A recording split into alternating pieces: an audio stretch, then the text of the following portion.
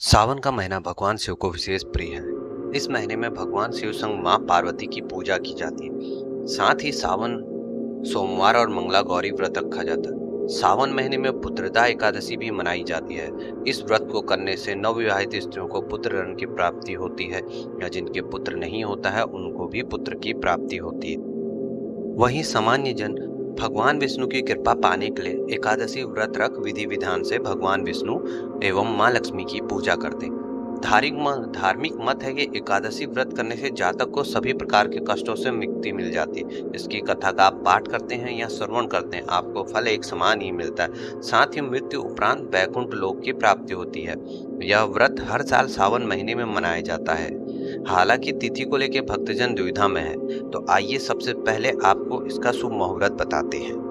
लेकिन उससे पहले आप चैनल को लाइक कर दें, शेयर करें और सब्सक्राइब करें। प्रभु राम और भक्त हनुमान आप पे ऐसे ही आशीष बनाए रहें। भक्ति ज्ञान उपाय चैनल में आपका स्वागत है।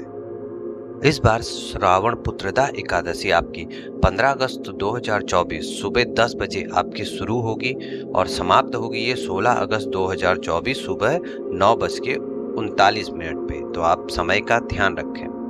आइए अब श्रवण करते हैं पुत्रदा एकादशी की कथा। इस कथा के श्रवण मात्र से ही आपके कई पाप मिट जाते हैं और आपको पुण्य की आपको प्राप्ति होती है।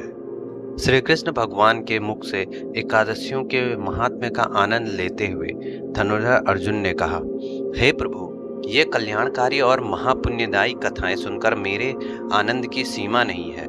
मेरी जिज्ञासा बढ़ती जा रही है। हे कमलनयन, अब आप मुझे श्रावण माह के शुक्ल पक्ष की एकादशी की कथा सुनाने की कृपा करें। इस एकादशी का क्या नाम है तथा इसके व्रत का क्या विधान है? इसमें किस देवता का पूजन किया जाता है? इसका व्रत करने से किस फल की प्राप्ति होती है? तब श्री कृष्ण ने कहा, हे धनुर्धर, श्रावण माह के शुक्ल पक्ष की एकादशी की कथा के श्रवण मात्र से ही अनंत यज्ञ का फल प्राप्त होता है। हे पार्थ, द्वापर युग के आरंभ में ही महिष्मती नाम की एक नगरी थी। उस नगरी में महाजीत नाम का एक राजा राज्य करता था। वह पुत्रहीन था, इसलिए वह सदा दुखी रहता था। उसे वह राज्य सुख और वैभव सभी कुछ बड़ा ही कष्टदायक प्रतीत होता था, क्योंकि पुत्र के बिना मनुष्य को इस लोक और परलोक दोनों लोकों में सुख नहीं होता है। राजा ने पुत्र प्राप्ति के बहुत उपाय किए, दान यज्ञ कई प्रकार के उसने उपाय किए, लेकिन कोई भी उपाय उसका सफल नहीं हुआ। धीरे धीरे राजा वृद्धावस्था की ओर बढ़ता जा रहा था और उसकी चिंता भी बढ़ती जा रही थी। एक दिन राजा ने अपनी सभा को बुलाया और संबोधित किया और उसने अपनी सभा से कहा, मैंने जीवन में कोई भी इस प्रकार का पाप नहीं किया, ना ही अन्यायपूर्ण रूप से किसी से धन एकत्रित किया, कभी भी देवताओं या ब्राह्मणों का अपमान नहीं किया। मैंने सदैव प्रजा की रक्षा की, प्रजा के सुख दुख का ध्यान रखा, जैसे एक पिता अपने पुत्र का रखता है। ना ही मैंने कभी कोई गलत कानून लगाए। मैं इस समय अत्यंत कष्ट पा रहा हूँ। इसका क्या कारण है, मेरी कुछ समझ में नहीं आ रहा है। आप इस विचार करें कि इसका क्या कारण है। राजा की इस तरह की बातों को सुन के और उनका कष्ट देख के उनके जो विद्वान मंत्री थे वो लोग वन की ओर गए, ताकि वहां जाकर किसी ऋषि मुनि को राजा का दुख बताकर कोई समाधान पा सकें।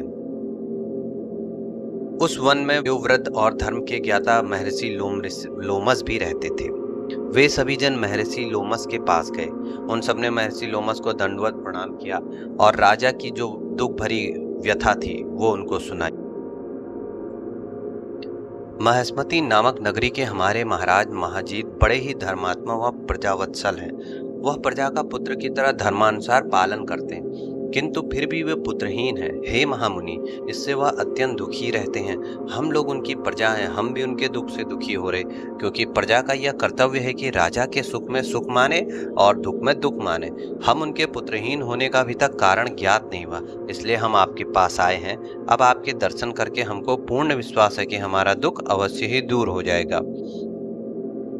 ऐसी करुण प्रार्थना सुनकर लोमस ऋषि नेत्र बंद करके राजा के पूर्व जन्मों पर विचार करने लगे। कुछ पलों बाद उन्होंने विचार करके कहा, हे भद्रजनों, यह राजा पिछले जन्म में अत्यंत उदंड तथा बुरे कर्म किया करता था। उस जन्म में यह एक गांव से दूसरे गांव में घूमा करता था। एक बार ज्येष्ठ माह के शुक्ल पक्ष की एकादशी के दिन की बात है। यह 2 दिन से भूखा था। दोपहर के समय एक जलाशय पर जल पीने गया। उस स्थान पर उस समय ब्याही हुई एक गाय जल पी रही थी। राजा ने उसको प्यासी ही भगा दिया और स्वयं जल पीने लगा। हे श्रेष्ठ पुरुषों, इसलिए राजा को यह कष्ट भोगने पड़ रहे। एकादशी के दिन भूखा रहने का फल यह हुआ कि इस जन्म में यह राजा है और प्यासी गाय को जलाशय से भगाने के कारण पुत्रहीन है। यह जान सभी सभासद प्रार्थना करने लगे, हे ऋषि श्रेष्ठ, शास्त्रों में ऐसा लिखा है कि पुण्य से पाप नष्ट हो जाते हैं। अतः कृपा करके आप हमें कोई ऐसा उपाय बताइए जिससे हमारे राजा के पूर्व जन्म के पाप नष्ट हो जाएं और उन्हें पुत्र रत्न की प्राप्ति हो। सभासदों की प्रार्थना सुनकर लोमस मुनि ने कहा, हे श्रेष्ठ पुरुषों, यदि तुम सब श्रावण माह के शुक्ल पक्ष की पुत्रदा एकादशी का व्रत और रात्रि जागरण करो और उस व्रत का फल राजा के निमित्त कर दो, तो तुम्हारे राजा के यहाँ पुत्र उत्पन्न होगा। राजा के सभी कष्टों का नाश हो जाएगा। इस उपाय को जानकर मंत्री सहित सभी ने महर्षि को कोटि कोटि धन्यवाद दिया तथा उनका आशीर्वाद लेके अपने राज्य में लौट आए। तदुपरांत उन्होंने लोमस ऋषि की आज्ञा अनुसार पुत्रदा एकादशी का विधान पूर्वक उपवास किया और द्वादशी को उसका फल राजा को दे दिया। इस पुण्य के प्रभाव से रानी ने गर्भ धारण किया और नौ पश्चात एक अत्यंत तेजस्वी पुत्र को जन्म दिया।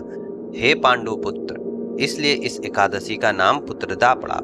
पुत्र की इच्छा रखने वाले मनुष्य को विधान पूर्वक श्रावण माह के शुक्ल पक्ष की एकादशी का व्रत करना चाहिए। इस व्रत के प्रभाव से इहलोक में सुख और परलोक में स्वर्ग की प्राप्ति होती है। तो इस प्रकार कर्म करते समय मनुष्य यह नहीं सोचता है कि वह क्या कर रहा है, परंतु शास्त्रों में लिखा है कि मनुष्य का छोटे से छोटा पाप भी उसे भयंकर दुख भोगने को विवश कर देता है।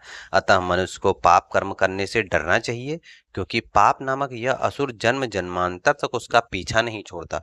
प्राणी को चाहिए कि सत्य व्रत का पालन करते हुए भगवान के प्रति पूरी श्रद्धा व भक्ति रखे और यह बात सदैव याद रखे कि किसी के दिल को दुखाने से बड़ा पाप दुनिया में कोई दूसरा नहीं है।